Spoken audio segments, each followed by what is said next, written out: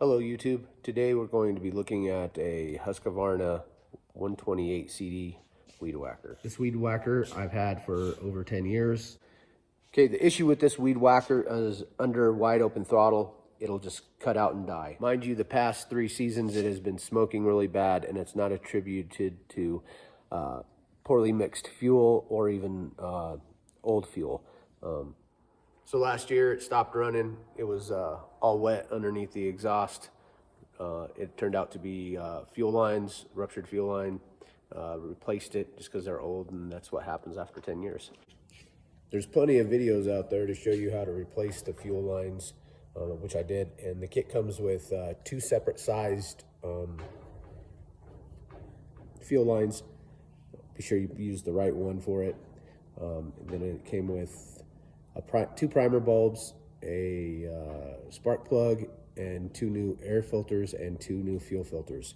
Once I replaced those, it still did not run right. It would run, I'd get it started, and then it would die again. So after finding out that the weed whacker didn't run optimal when I replaced the fuel lines, the next procedure should have been a compression test on it. And it just shows you that being lazy and just throwing parts at it doesn't work. I bought a carburetor in the kit. When the kit came with this tool, it's a splined tool, which on this unit right here, this is your idle.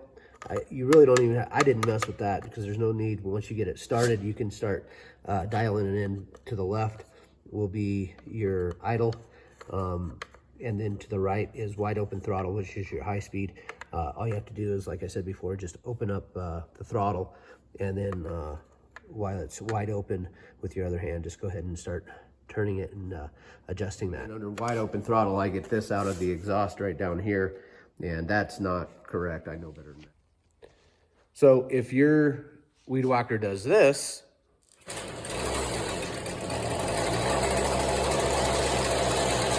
need to start.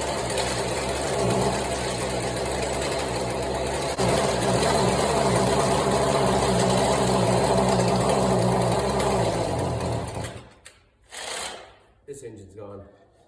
Chances are pretty high you're going to need an overhaul like I had to do. So I did a compression test on it, which turned out to only be 60 psi. 125 to 130 should be spec, but it'll still perform fine at 120. 60, it's time for a rebuild kit. Once I did the compression test, that would have told me right there that it didn't matter whether I bought a carburetor or not, that it was still not going to run appropriately. So doing a compression test is really easy. Just to take off your spark plug wire, you undo your spark plug, screw in your compression tester, and here, let's just do it real quick and I'll show you how to do it. Try to do this one-handed here. So once that's in, you just,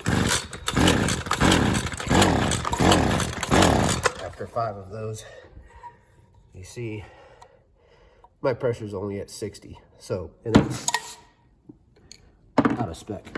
So now we're just going to go ahead and order a rebuild kit, which is only 32 bucks, and then we'll take that apart and I'll show you how to do that, put it back together. And that's going to end part 1, and then part 2 we'll go ahead and go over the rebuild like I said, and fine-tune it and show you the end result. So be watching for video number 2. I hope this helps somebody else out, and thanks for watching.